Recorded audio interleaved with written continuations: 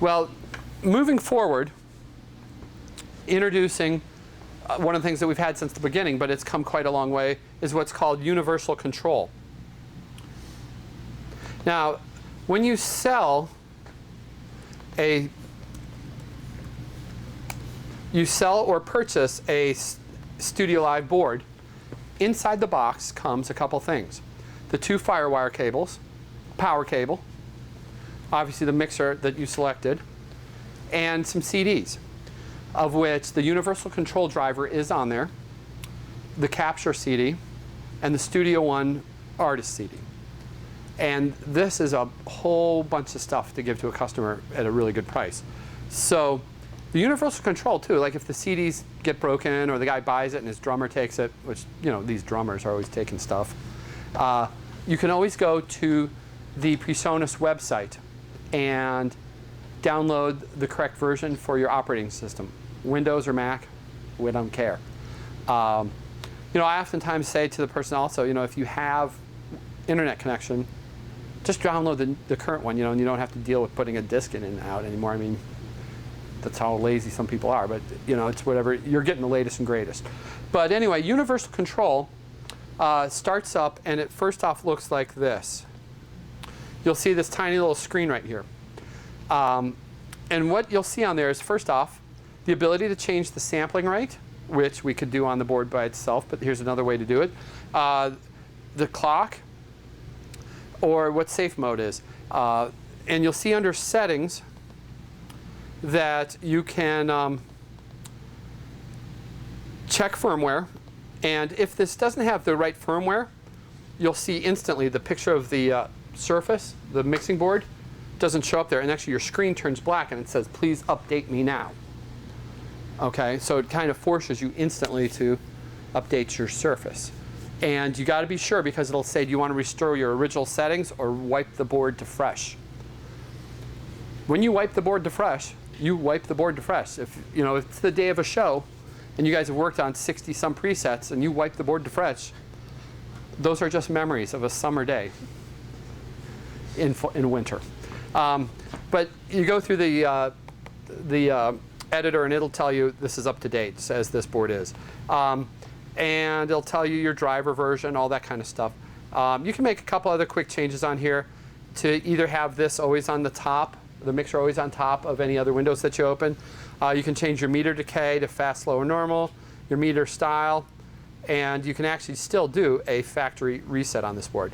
And when you do that, it's going to shut the board down for just a minute, and you will not be mixing or doing anything else.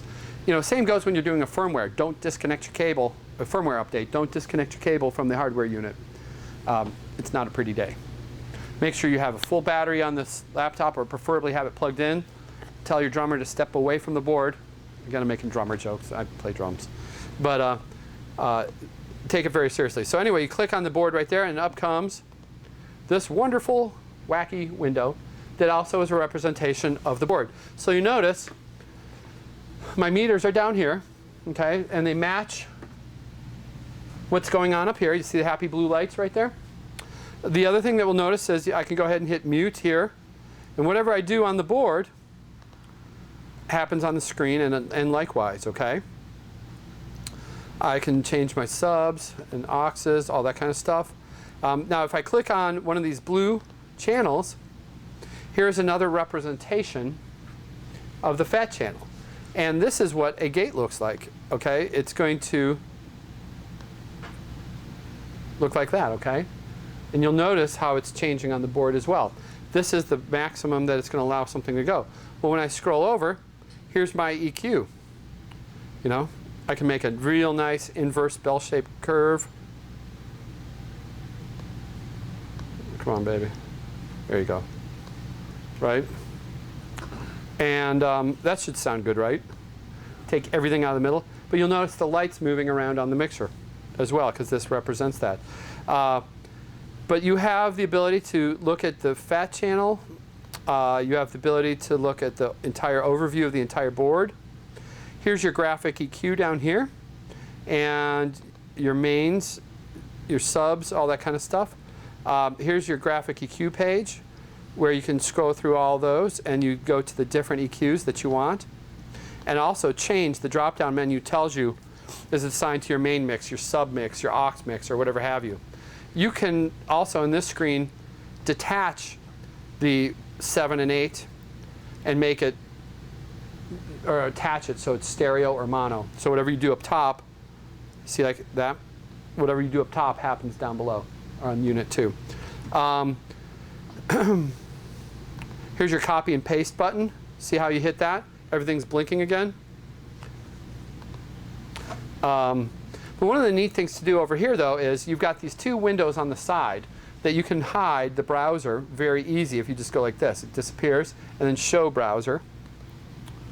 And you can go ahead and make scenes.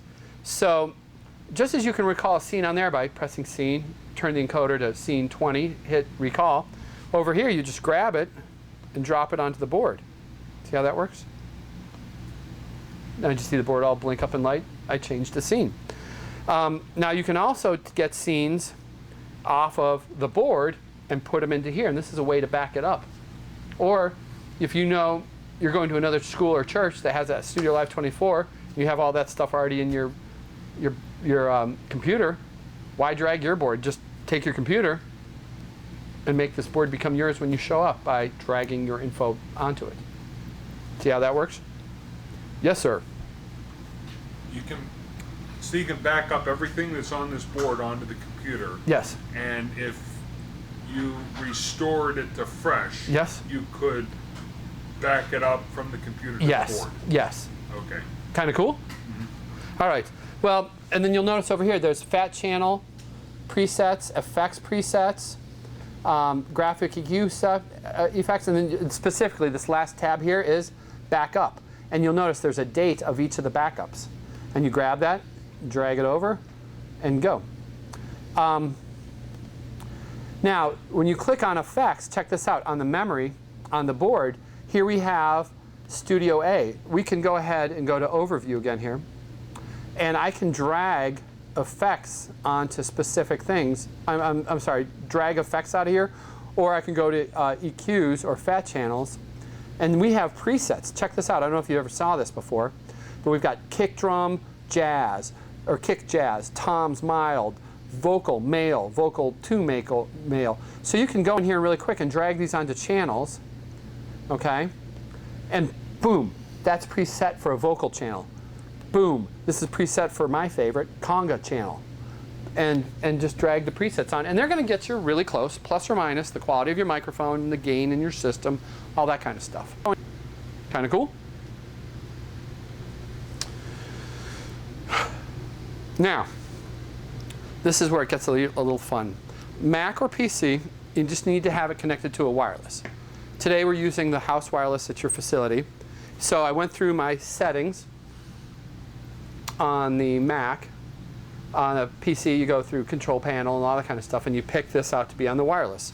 Once you do that, and you have universal control open, you take your handy-dandy iPad, and you do the same thing. You need to go through your settings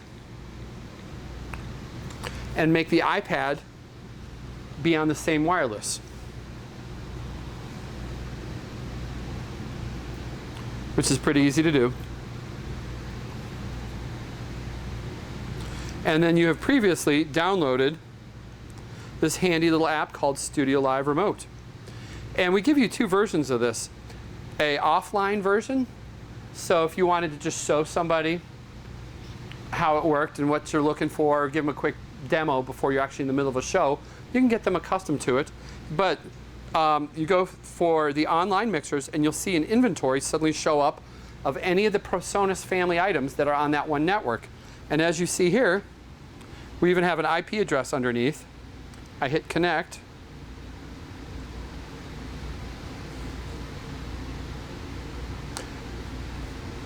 I'm trying to hold it like this sideways so you guys can see. With iPads, sometimes it's very specific to your touch. All right, so I'm going to fire these up again really quick. Okay, so look at this. See the happy input meters? They match this, the universal control. All right, and they match your board. Now, you can pretty much walk around your entire facility when this is seeing your wireless and be in pretty good shape. Now, please remember, if I have this on my iPad and I have your password to your wireless, I could mix your show. So you want to kind of lock down your wireless and have some control there. Now, one of the screens that we didn't actually get too deep in, because I'm going to cover this in a little bit, is the setup of the universal control. You'll notice now that my iPad shows up on the inventory. I can lock this out through ignore. I can have this be front of house, and it also lets me know what auxes I am allowed to touch. So we have some parental control, if you will, available. But this gives you a whole view of the board, okay? And there's 4 windows down here. One is the aux master board, so I can see all my auxes, okay? And if I want to add, I selected that. I want to add some to aux 1, 2. Come on, baby. Okay? And that's the same for the effects. Oops. There we go. I want to put channel 1 into effects A. I'm good to go. All right, the next screen here is our graphic EQ. Okay, looks just like we saw on the computer. So there's no secondary software you're relearning. Once you've figured out the physical board, this is just a mirror, basically, of the same thing. And that should sound good, right? And then finally, obviously, then you get some setup. And this is your inputs and a mixer overview. You can turn on, off stuff, how the peaks hold, and all that kind of stuff. Well, going back to overview, oh, also there's a tab here so you can see your subs and your masters. How often are you really changing that in the middle of a show? So that's why it's buried a little bit. But we come back to our main screen, and I want to know more about what's going on with channel 1. I turn it like this, and now I can see exactly channel 1 was going to what effects, what auxes, you know, adjust the fader, mute it, unmute it, assign it to its different channels, make a happy face EQ. Now I need to get to another channel really quick. I put my finger over here, and you see I go channel 3, 4, 5, 6, 7, 8, 9, 10, 11, 12. Suddenly, uh-oh, I need to change a couple things on the channels. I can go ahead and mute, and go back to my channel management. Kind of cool?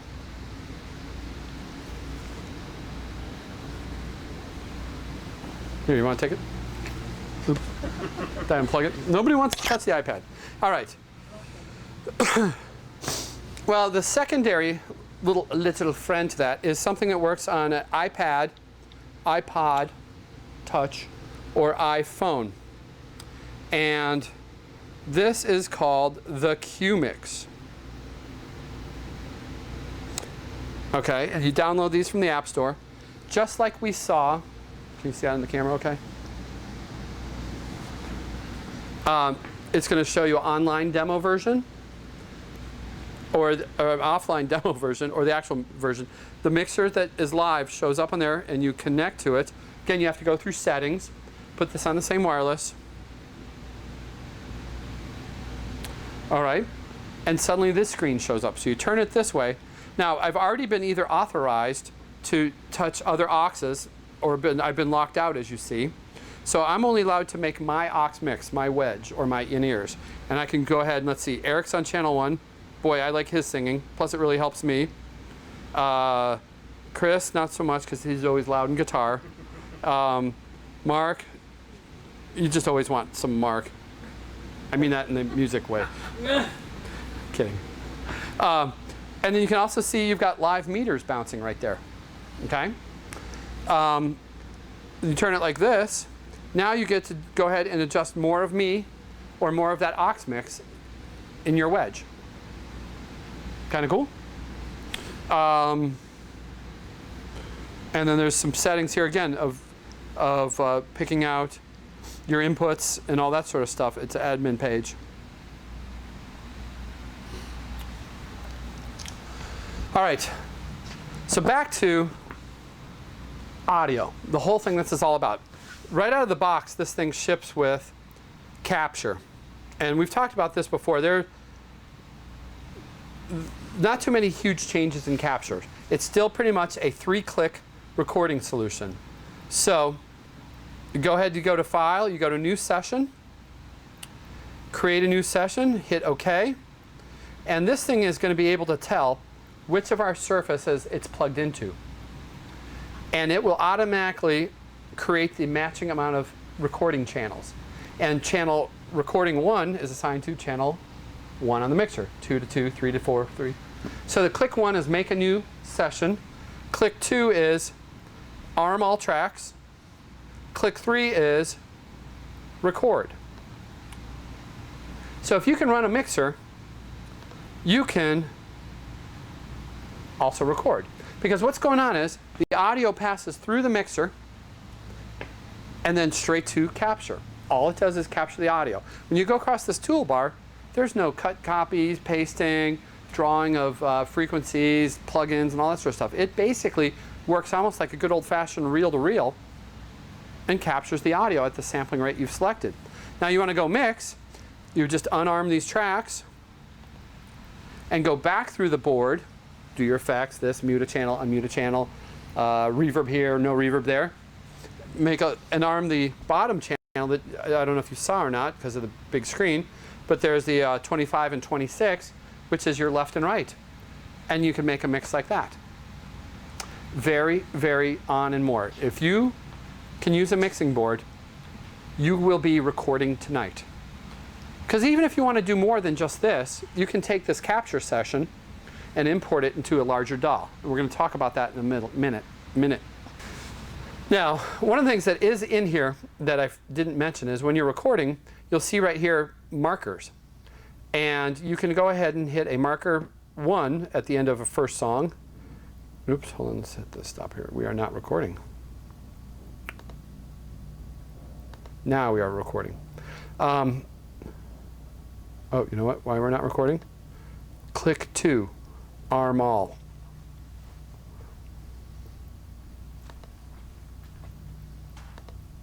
Now we're recording.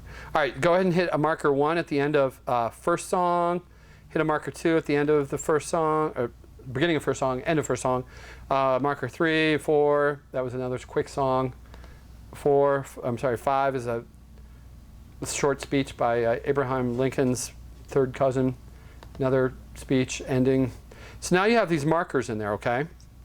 And when you come up to session, you can export the audio file. And here you can choose either it's a WAV or AIFF. Your sampling rate, 24-bit, 8-bit, all the way up to 32-bit floating if you got enough horsepower on your computer. Your sampling rate at 48 all the way up to 192K. And then you can do the session, each marker, or between selected markers. And when you do that, notice there's an inventory here. So this way, song 1 was awful, song 2 was better, song 3 we loved. You know what? Let's just use that one and put it out on the web or make a CD or just listen to it on the drive home. You can just drag and drop out of there, or not drag and drop, but export out what you wanted to. Kind of cool?